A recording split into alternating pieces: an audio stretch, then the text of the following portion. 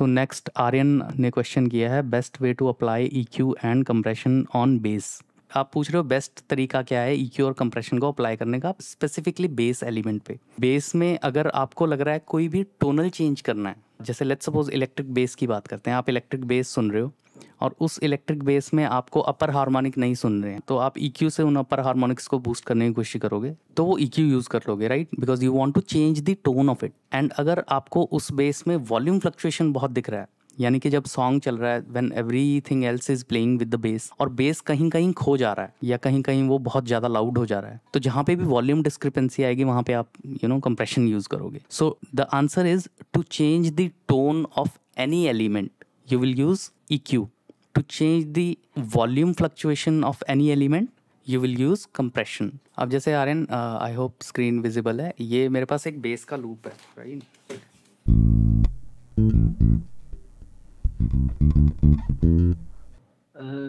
मैं सर ये बोल रहा था कि हाँ जी। मतलब कि EQ और क्या बोलते हैं कंप्रेसर चलो नहीं भी लगेगा तो, पर ट्रीट मतलब कि वो अच्छे से सुनाई नहीं दे रहा है, मतलब कि वो अच्छे से ट्रीट कैसे करे कि वो अच्छे से बजे, मतलब कि सारे एलिमेंट्स लग रहे पर बीच में कहीं खो ही जा रहा है बेस, मतलब कि बज ही नहीं रहा जैसे मतलब। Very common problem. In fact base नहीं, किसी भी एलिमेंट में ये आपको प्रॉब्लम आ सकती है, ठीक है। अब जैसे अभी अभी तो मेरे पास एग्जैक्टली वो सेशन नहीं है जिस सेशन की आप बात कर रहे हो या जिसमें भी आपको ये प्रॉब्लम आ रही है, बट एक जनरल गाइडलाइन अगर मैं आपको देने की कोशिश करूँ तो यहाँ पे मेरे पास एक इलेक्ट्रिक बेस प्ले किया हुआ है, राइट, और इसमें आप देख सकते हो कि ये परफॉर्मेंस डायनेमिकली कैसे रिकॉर्ड हुई है। अगर हम सुनने की भी कोशिश करें तो इसमें काफ़ी सारे नोट्स हैं जो बहुत ही मेलो प्ले हुए हैं, और काफ़ी सारे नोट हैं जिनमें काफ़ी एक्सेंट दिया गया है, यानी कि उसमें काफ़ी सारा पावर लगाया गया प्ले करने में। If you listen to this section, right, जो सही तरीका रहेगा ना बेस को ट्रीट करने का वो क्या रहेगा, let's take an EQ। Maybe मैं अभी के लिए यहाँ से अपना एक EQ ले लेता हूँ, राइट। जैसे मोस्टली हम फैब फिल्टर का Pro Q3 यूज़ करते हैं, राइट।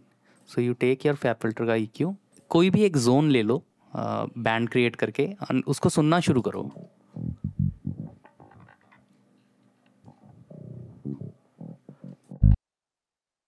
आपको इस तरीके से स्वीप करके ना आपको ये पता चल जाएगा कि कौन से फ्रीक्वेंसी रेंज में कौन सा उसका एलिमेंट लाई कर रहा है। जैसे उसका जो मेजर हार्मोनिक जो रूट उसका लाई कर रहा है वो ऑब्वियसली समवेयर अराउंड 60 80 100 यहाँ पे लाई कर रहा है, right, which is the main base part, boomy part, and the sub part is like around 60 40 hertz, right. And जो उसके हार्मोनिक्स लाई कर रहे हैं वो दे आर समवेयर अराउंड 500-600। अभी आपको नहीं सुनेगा हेडफोन इनेबल करने पे, वॉल्यूम बहुत कम हो जा रहा है। पहले आप क्या करो, स्वीप करके ना उसका टोनल कंटेंट समझ लो कि किस फ्रीक्वेंसी बैंड में उसका टोनल कंटेंट कैसा शो हो रहा है। मान लो मुझे उसके हार्मोनिक्स को मतलब बूस्ट करना है या एक्सेंचुएट करना है। हमेशा याद रखना, अगर आपको बेस कम सुन रहा है, बेस फ्रिक्वेंसीज कम सुन रही हैं, तो ज़रूरी नहीं है कि आपको बेस को ही बूस्ट करना है। कई बार क्या होता है कि हमारे जो ईयर्स होते हैं वो बेस फ्रिक्वेंसीज को उतना अच्छे से नहीं समझते हैं जितना अच्छे से वो हाई फ्रिक्वेंसी या मिड फ्रिक्वेंसीज को समझते हैं। तो अगर आप बेस में मिड फ्रिक्वेंसीज को हल्का सा एक्सेंचुएट करोगे या उसको किसी तरीके से सैचुरेट करोगे, तो आपका जो बेस है वो हायर फ्रिक्वेंसीज में ऑडिबल होना शुरू हो जाता है, और हमारा जो ब्रेन है वो इस तरीके से काम करता है कि वो परसीव कर लेता है। So it is all about perceived loudness of elements. तो आप हायर फ्रिक्वेंसी कंटेंट जैसे ही मुझे सुनना शुरू होगा ना, तो मेरा जो ब्रेन है वो परसीव करना शुरू कर देगा कि सब फ्रिक्वेंसी कंटेंट कैसा होगा। हालांकि उसे सब भी सुन रहा होता है, लेकिन वो हार्मोनिक उसको हेल्प कर देते हैं उसको बेटर परसीव करने के लिए, राइट। तो कई बार क्या होता है कि जब आपको मिक्स में बेस नहीं सुन रहा, तो it is not important to raise the bass frequencies. It is important कि हमारे कान जिन जगह पे फोकस करते हैं ज़्यादा, जिन फ्रिक्वेंसीज को अच्छे से समझते हैं, वहाँ पे हम थोड़ा सा उसको सैचुरेट कर दें। अगर मुझसे आप पूछोगे तो मैं यहाँ पे EQ से सिर्फ अंडरस्टैंड करूँगा कि कहाँ पर कौन सा हार्मोनिक कंटेंट लाई कर रहा है। तो मैं सबसे पहले तो क्या करूँगा कि without compromising on my headroom by increasing the base. अगर आप बेस इंक्रीज करोगे तो हेडरूम आपका लिमिटेड है ना, तो हेडरूम आपका कॉम्प्रोमाइज़ हो सकता है। सबसे पहला मेरा स्टेप क्या रहेगा कि मैं उसका हार्मोनिक कंटेंट उसका रिच करूँ, है ना, उससे थिकनेस भी आएगी साउंड में और ऑडिबल भी हो जाएगा। कोई भी प्लगइन ले सकते हो, जैसे मल्टीबैंड सैचुरेशन, ये मल्टीबैंड सैचुरेशन देता है, तो आई चूज़ अ बैंड यहाँ से 300 से लेके और 11 तक का, and I listen to it, increase the saturation in that part.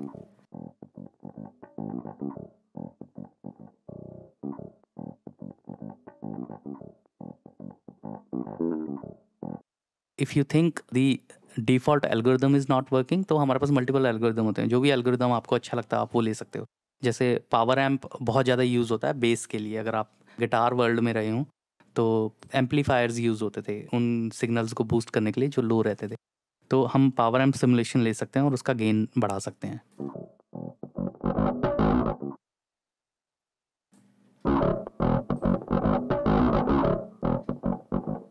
ठीक है, ये बहुत एग्जैजरेटेड सेटिंग है।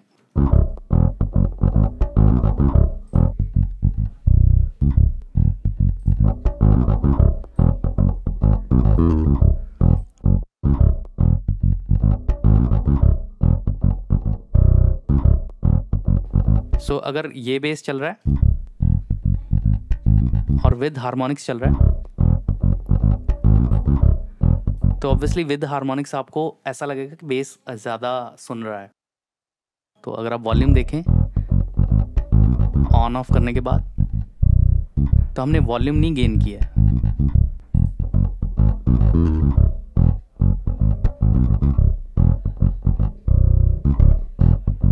इनफैक्ट सैचुरेशन लगने के बाद हमारा गेन मतलब आरएमएस काफ़ी स्टेबल भी हो गया है, उतना फ्लक्चुएटिंग नहीं रहा है। सो आप इस तरीके से उस हार्मोनिक कंटेंट को इंक्रीज़ करने की कोशिश करो बेस में जो आपको बेटर परसीव करवाए base, rather than just boosting the base, you know, चाहे आप किसी भी प्रोसेस से कर रहे हो। ठीक, थैंक यू सर, समझ गया मैं क्या बोलना चाह रहे हो आप। नहीं तो मैं तो सिर्फ गेन ही कर देता था, बाकी चीज़ों को डाउन करके गेन ही बढ़ा देता कि जिससे वो सुनाई दे। ओके सर, अब मैं समझ गया मैं ये सर। भी एक तरीका है कि बाकी एलिमेंट कम कर दो और बेस अपने आप ऊपर हो जाएगा वॉल्यूम में, तो सुनना शुरू हो जाएगा। लेकिन पर और चीज़ें दब जाती थी फिर हाँ, फिर और चीज़ें नीचे चली डाउन जाएंगी, है पे। ना। तो हाँ आपको जी, हाँ जी, आपको हाँ जी। इस तरीके से खेलना पड़ेगा कि आपका हेडरूम भी ख़राब ना हो और आपका जो आपकी रिक्वायरमेंट है वो भी फुलफिल हो जाए।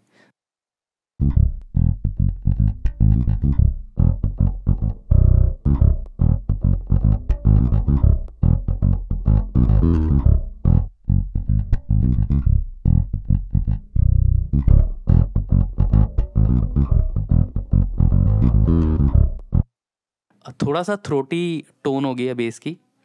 मतलब आप मिक्स में डिसाइड करोगे कि आपको वो टोन पसंद आ रही है नहीं आ रही। अगर वो टोन ही नहीं पसंद आ रही है कि जो बन गई है सैचुरेशन ऐड करने पे, then will try to do other kind of processing. तो उसमें हम देख सकते हैं, जैसे मान लो आप कोई हार्मोनिक्स नहीं चाह रहे हो, राइट, और आप फिर भी उस सेक्शन को इम्प्रूव करना चाह रहे हो, then you have multi band compressor rather than compressing the whole range.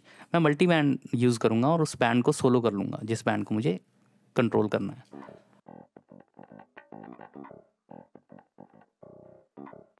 This is the dynamic.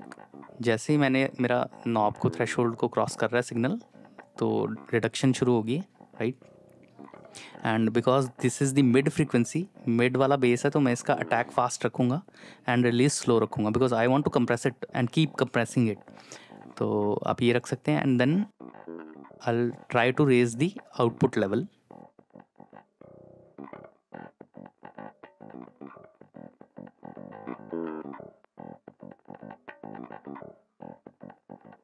Of करते हैं, ऑन करते हैं।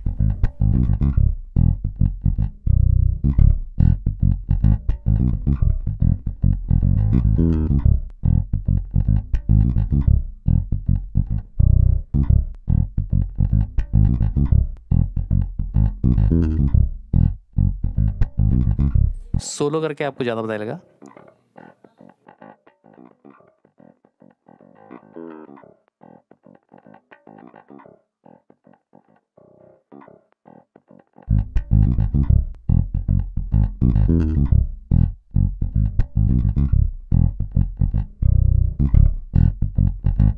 मल्टी बैंड से इट्स जस्ट वॉल्यूम लेवलिंग, वो भी डायनामिकली हो रही है। जहाँ पे ज़्यादा मिड्स आ रहे हैं तो उनको कंप्रेस कर दे रहा है, जहाँ पे कम रह रहे हैं उनको बूस्ट कर दे रहा है। So it is trying to give you a consistent mids bass का, है ना, उसका वॉल्यूम कंसिस्टेंट करने की कोशिश हो रही है। लेकिन सैचुरेशन से हम उस पर्टिकुलर फ्रिक्वेंसी सेगमेंट को भर रहे हैं हार्मोनिक्स से। दोनों अलग अलग प्रोसेस हैं और जो भी प्रोसेस आपको काम करता है वो आप यूज़ कर सकते हैं।